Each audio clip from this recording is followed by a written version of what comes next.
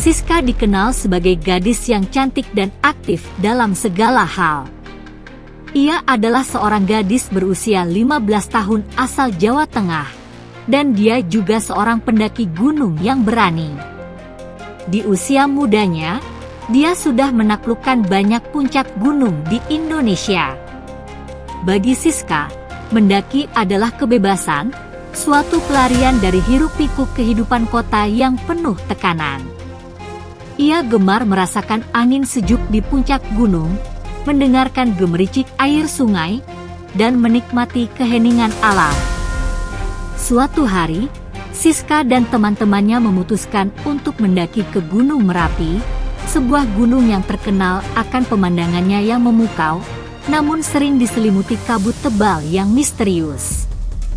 Banyak orang yang mengatakan bahwa kabut itu membawa aura magis, dan cerita-cerita aneh selalu muncul dari para pendaki yang telah mendaki gunung ini. Siska tidak percaya dengan cerita-cerita itu. Baginya, gunung adalah tempat yang menantang untuk ditaklukkan. Dengan semangat yang membara, ia memulai pendakian pada pagi hari. Di sepanjang jalan, mereka tertawa, berbicara tentang berbagai hal, dan saling menguatkan satu sama lain. Siska selalu menjadi pemimpin dalam kelompoknya, dengan keterampilan navigasi yang luar biasa dan semangat yang tak pernah padam. Namun, pada tengah hari, kabut tebal tiba-tiba turun dengan sangat cepat. Ketika kabut itu datang, jarak pandang mereka menjadi sangat terbatas, dan seakan-akan alam mengambil alih dunia mereka. Tanpa peringatan, Siska yang berada di depan kelompok mendapati dirinya sendirian. Teman-temannya hilang dari pandangan, suara mereka tidak terdengar lagi. Hanya ada kabut putih pekat yang mengelilinginya. Ketegangan mulai merayap di dalam dirinya, tapi ia mencoba tetap tenang. Dia berteriak memanggil teman-temannya, namun hanya suara angin yang menjawab. Panik mulai menguasai diri Siska. Dia mencoba mencari jalan kembali, tetapi kabut semakin tebal, dan langkahnya terasa sia-sia. Dia tidak tahu apakah dia masih berada di jalur yang benar atau sudah tersesat lebih dalam ke dalam hutan. Hari semakin gelap, dan Siska merasa tubuhnya lelah. Dia berlari, berharap menemukan jejak atau tanda dari rombongan, namun tidak ada.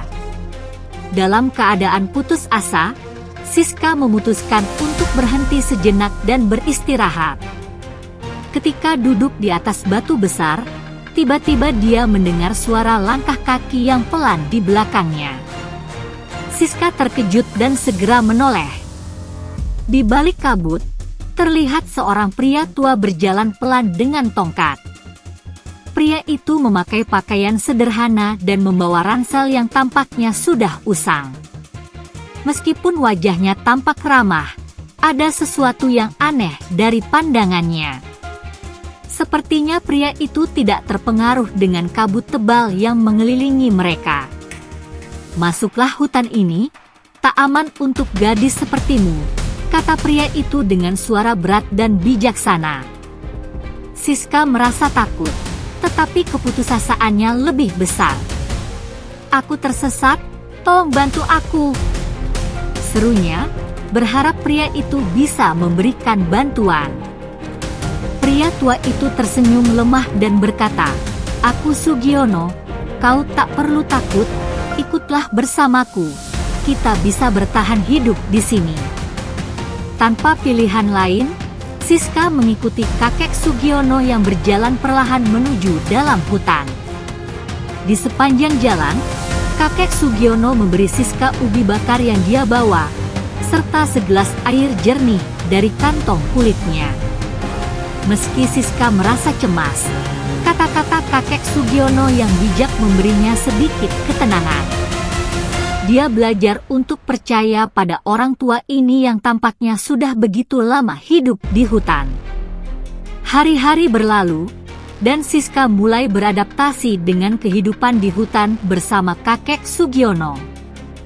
Setiap pagi, mereka berdua keluar dari gubuk kecil yang terbuat dari dedaunan dan ranting.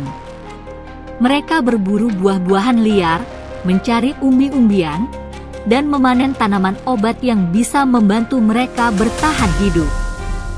Kakek Sugiono mengajari Siska cara membaca tanda-tanda alam, arah angin, jejak hewan, dan pola-pola cuaca. Siska belajar bagaimana menenun daun menjadi tikar dan tali, serta cara membuat api dengan batu api dan kayu kering.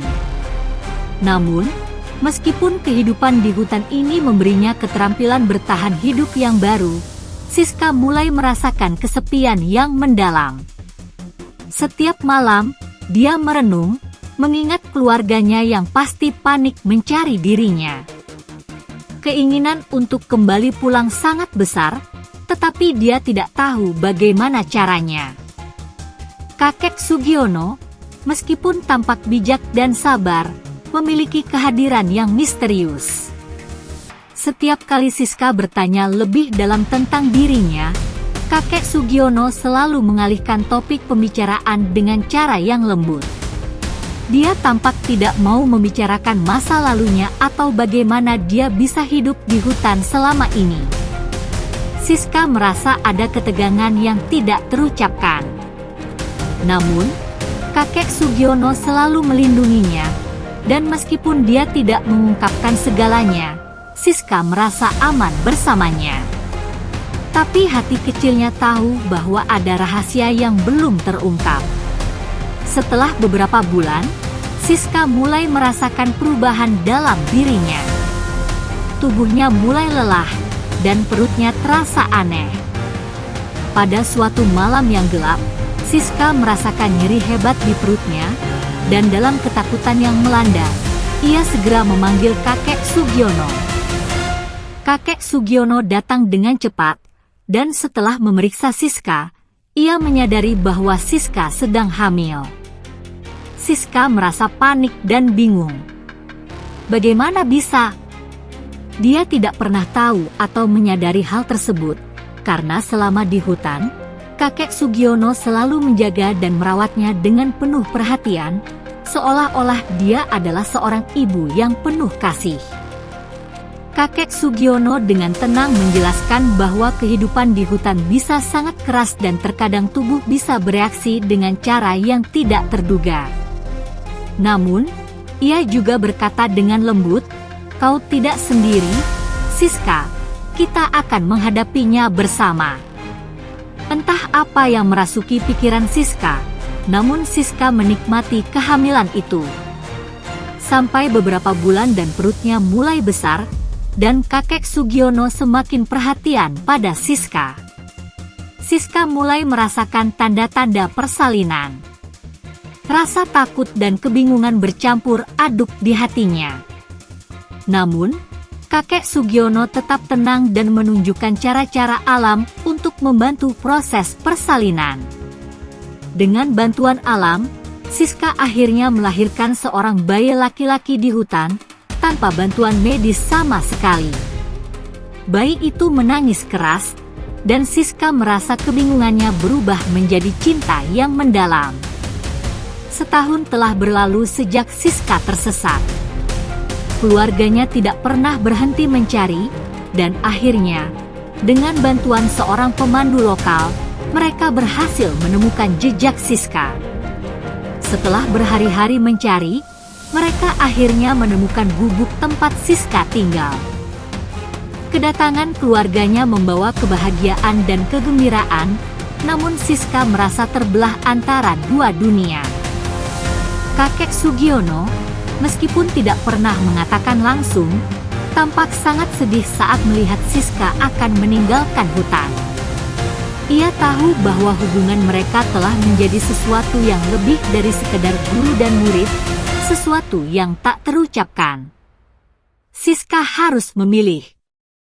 Kembali ke kehidupan normal di kampung atau tetap tinggal di hutan bersama kakek Sugiono yang telah merawatnya dan anaknya dengan sepenuh hati?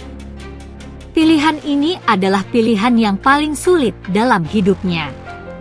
Akhirnya, Siska memilih untuk kembali ke kehidupan normal, tapi hatinya tetap terikat pada hutan dan kakek Sugiono.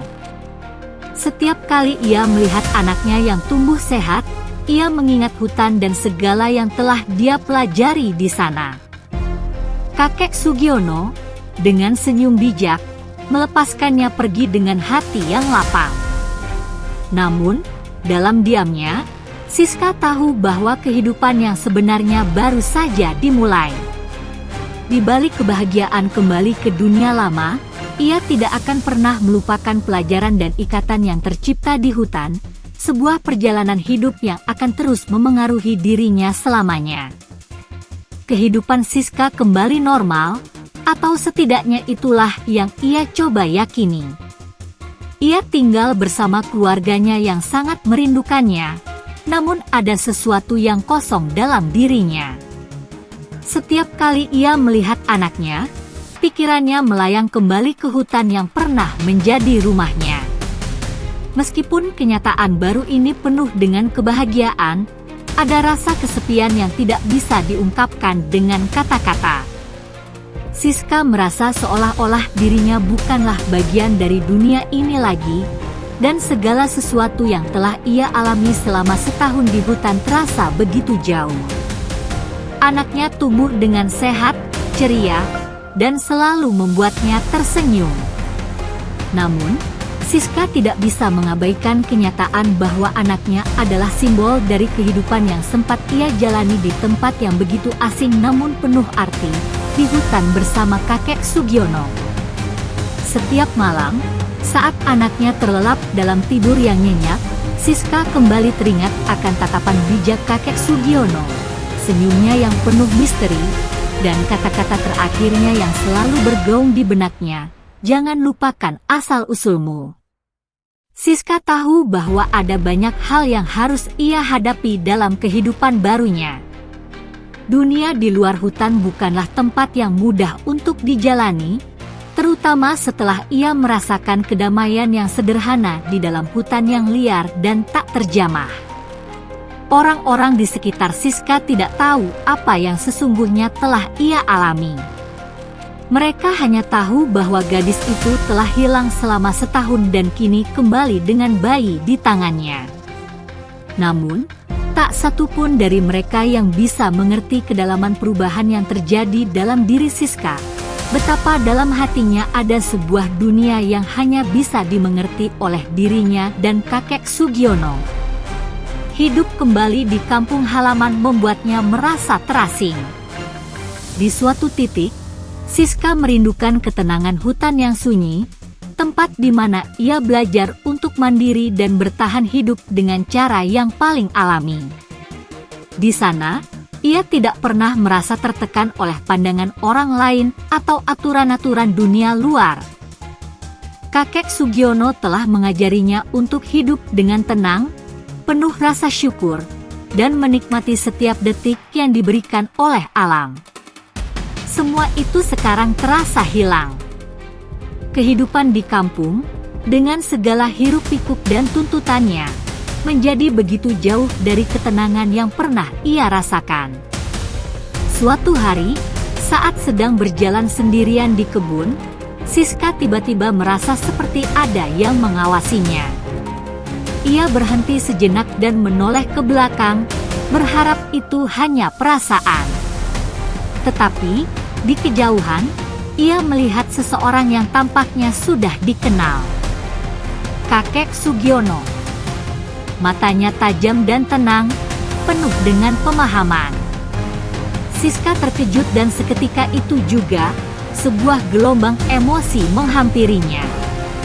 Ia ingin berlari menghampiri pria tua itu, tetapi tahu bahwa ia harus menghargai pilihan hidup yang sudah diambil. Siska tidak tahu apakah itu nyata atau hanya khayalan. Namun, satu hal yang pasti, meskipun ia sudah kembali ke dunia lama, bagian dari dirinya tetap hidup di dalam hutan bersama kakek Sugiono. Hutan itu, dengan segala misterinya, akan selalu menjadi bagian dari kisah hidupnya. Dan dengan itu, Siska sadar bahwa meskipun ia harus melanjutkan perjalanan di dunia luar, hutan akan selalu ada di dalam dirinya, mengajarkan ketabahan dan kebijaksanaan yang tak lekang oleh waktu.